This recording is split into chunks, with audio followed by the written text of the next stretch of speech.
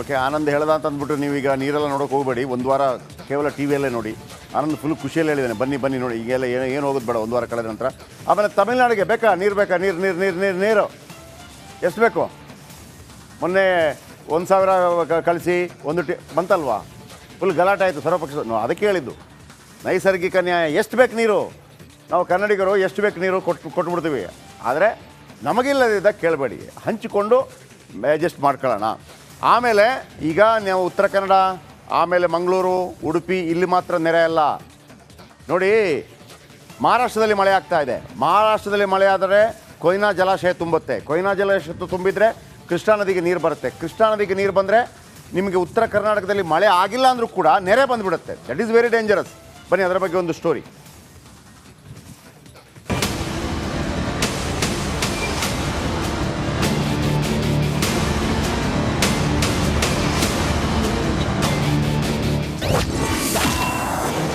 ಮಹಾರಾಷ್ಟ್ರದಲ್ಲಿ ವರುಣನ ರೌದ್ರ ನರ್ತನ. ಚಿಕ್ಕೋಡಿ, ಬೆಳಗಾವಿಯಲ್ಲಿ ಪ್ರವಾಹದ ಭೀತಿ.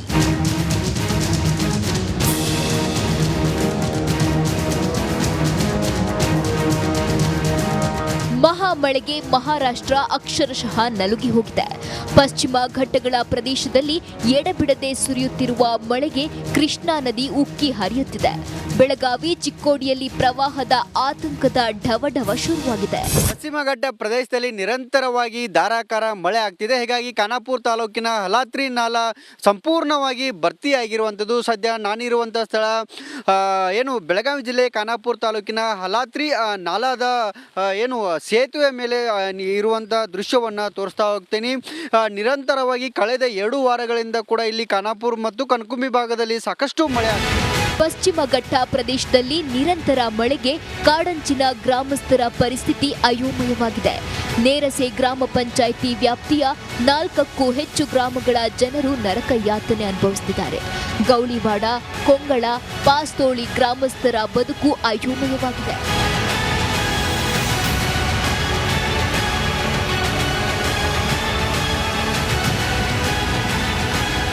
ಮಲಪ್ರಭಾ ನದಿಯಲ್ಲಿ ಒಳಹರಿವು ಹೆಚ್ಚಾಗಿದೆ. ಖಾನಾಪುರ ಹೊರವಲಯದಲ್ಲಿರುವ ಹಾಲಾತ್ರಿ ಸೇತುವೆ ಮುಳುಗಡೆಯಾಗಿದೆ. ಹಲವು ಗ್ರಾಮಗಳಿಗೆ ಸಂಪರ್ಕ ಕಲ್ಪಿಸುವ ಸೇತುವೆ ಇದಾಗಿದ್ದು ಗ್ರಾಮಸ್ಥರು ಪರದಾಡುವಂತಾಗಿದೆ. ಗೋಕಾಕ್ ಸಮೀಪದ ಸಂಕೇಶ್ವರ, ಗಡಹಿಂಗ್ಲೆಜ್ ಸಂಪರ್ಕಿಸುವ ಸೇತುವೆ ಮುಳುಗಡೆಯಾಗಿದೆ. ಜೊತೆಗೆ ಖಾನಾಪುರ, ಹೆಮ್ಮಡಗ ಸಂಪರ್ಕಿಸುವ ರಸ್ತೆ ಮುಳುಗಡೆಯಾಗಿದೆ.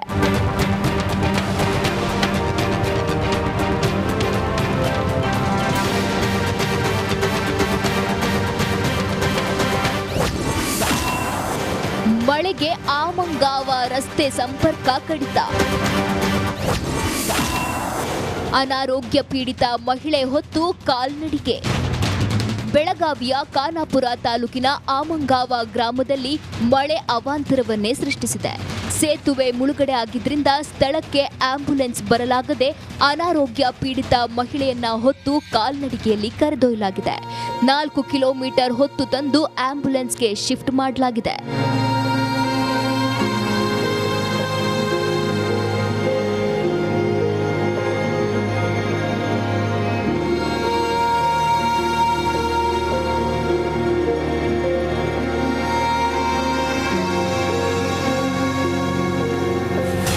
ಶಿವಮೊಗ್ಗದಲ್ಲಿ ನಿರಂತರ ಮಳೆಗೆ ಕಾರುಗಳ ಮೇಲೆ ಕಾಂಪೌಂಡ್ ಉರುಳಿ ಬಿದ್ದಿದೆ.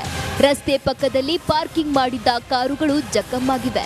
ಮಂಡ್ಯ ಜಿಲ್ಲೆಯ ಕೆಆರ್ಎಸ್ ಡ್ಯಾಂನಿಂದ ನೀರು ಬಿಡುಗಡೆ ಮಾಡಲಾಗಿದ್ದು ವಿಶ್ವ ಪ್ರಸಿದ್ಧ ರಂಗನತಿಟ್ಟು ಪಕ್ಷಿಧಾಮದಲ್ಲಿ ಬೋಟಿಂಗ್ ಸ್ಥಗಿತಗೊಳಿಸಲಾಗಿದೆ.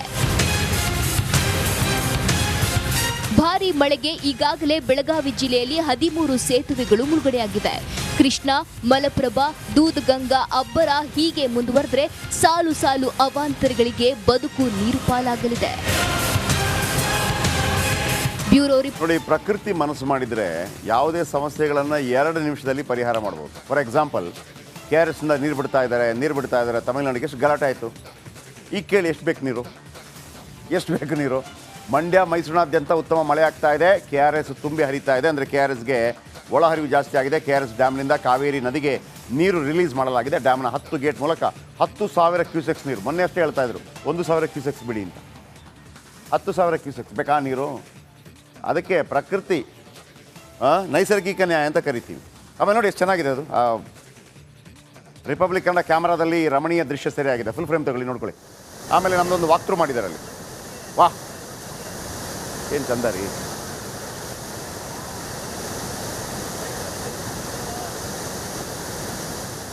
ಮಂಡ್ಯ ಜಿಲ್ಲೆಯ ಐತಿಹಾಸಿಕ KRS ಭರ್ತಿ ಅಂಚಿಗೆ ತಲುಪಿದೆ. ಹೀಗಾಗಿ ಮುಂಜಾಗ್ರತಾ ಕ್ರಮವಾಗಿ ಡ್ಯಾಮ್ನಿಂದ ಕಾವೇರಿ ನದಿಗೆ ನೀರನ್ನು ಬಿಡಲಾಗ್ತಾ ಇದೆ. ದೃಶ್ಯದಲ್ಲಿ ಗಮನಿಸಬಹುದು, KRS ಅಣೆಕಟ್ಟೆಯಿಂದ ಕಾವೇರಿ ನದಿಗೆ ನೀರನ್ನು ಬಿಡಲಾಗ್ತಾ ಇದೆ. ಕಳೆದ ಕೆಲವು ದಿನಗಳಿಂದ ಕಾವೇರಿ ಜಲಾನಯನ ಪ್ರದೇಶದಲ್ಲಿ ಮಳೆ ಅಬ್ಬರ ಜೋರಾಗಿದೆ.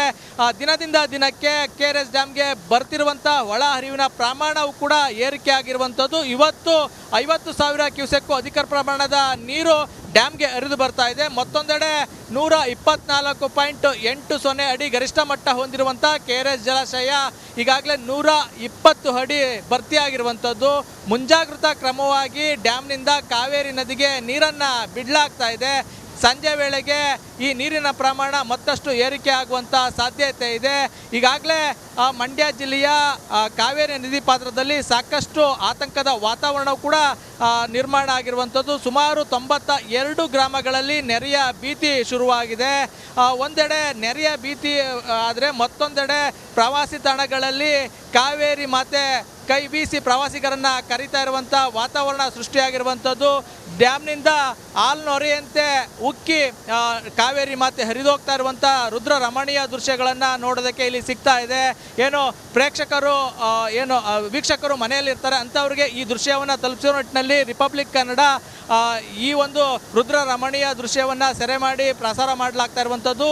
ಈಗಾಗಲೇ KRS ಡ್ಯಾಮ್ನಿಂದ 10 ಗೇಟ್ಗಳಲ್ಲಿ 15,000 ಕ್ಯೂಸೆಕ್ಕು ಅಧಿಕ ಪ್ರಮಾಣದ ನೀರನ್ನು ಕಾವೇರಿ ನದಿಗೆ ಬಿಡಲಾಗ್ತಾ ಇದೆ. ಪರಿಣಾಮ ಮನಮೋಹಕ ದೃಶ್ಯಗಳು ನಮಗೆ ಈ ಡ್ಯಾಮ್ನ ಮುಂಭಾಗ ನೋಡೋದಕ್ಕೆ ಸಿಗ್ತಾ ಇದೆ. ಮತ್ತೊಂದೆಡೆ ಸಾಕಷ್ಟು ತಾಣಗಳಲ್ಲಿ ಅಂದರೆ ಏನು ಕಾವೇರಿ ನದಿ ಪಾತ್ರದ ಪ್ರವಾಸಿ ತಾಣಗಳಲ್ಲಿ ಕಾವೇರಿ ಮಾತೆ ಪ್ರವಾಸಿಗರನ್ನು ಆಕರ್ಷಿಸ್ತಾ ಇರುವಂಥದ್ದು.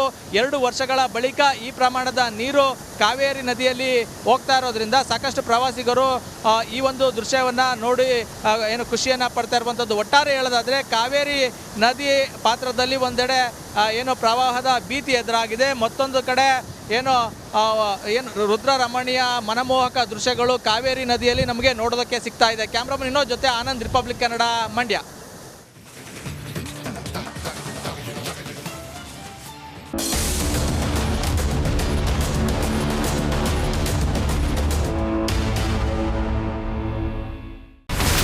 ಇಲ್ಲಿರುವಂತ ಈ ಒಂದು ಗುಡ್ಡ ಕುಸಿದ ಪರಿಣಾಮ ಯಾವ ರೀತಿಯಾಗಿತ್ತು ಅಂತಂದ್ರೆ ಗಂಗಾವಳಿ ನದಿ ಪಕ್ಕದಲ್ಲಿರುವಂತಹ ಉಳುವರ್ ಎನ್ನುವ ಗ್ರಾಮ ಸಂಪೂರ್ಣವಾಗಿ ಇವತ್ತು ನಾಶ ಆಗಿದೆ.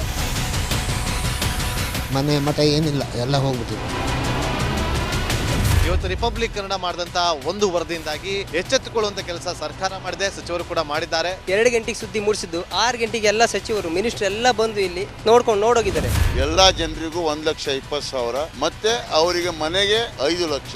ಈ ಸುದ್ದಿಯನ್ನ ಎಲ್ಲ ಒಂದು ಅಧಿಕಾರಿಗಳಿಗೆ ಮೂಡಿಸಿದ್ದಕ್ಕಾಗಿ ರಿಪಬ್ಲಿಕ್ ಕನ್ನಡ ಟಿವಿಗೆ ಧನ್ಯವಾದ ಹೇಳಿ ಇಷ್ಟಪಡ್ತೇವೆ. ಮನೆನೂ ಕೊಡ್ತೇವೆ, ಮಕ್ಕಳಿಗೆ ಶಿಕ್ಷಣಕ್ಕೆ ತೊಂದರೆ ಆಗದೆ ಇದ್ದಂಗೆ ಹೆಲ್ಪ್ ಮಾಡ್ತೇವೆ. 1,20,000 ಮನೆ ಯಾರ್ದ್ರ ಡ್ಯಾಮೇಜ್ ಆಗಿದೆ ಅದನ್ನ ಕೊಡ್ತೀವಿ ಅಂತ ಒಪ್ಕೊಂಡಿದ್ದಾರೆ. ನಮ್ಮ ಕಷ್ಟಕ್ಕೆ ನೀವು ರಿಪಬ್ಲಿಕ್ ಕನ್ನಡದವರಾದಂತ ನೀವು ನೆರವಾಗಿರ್ತೀವಿ ನಾವು ನಂಬಿದ್ದೀವಿ.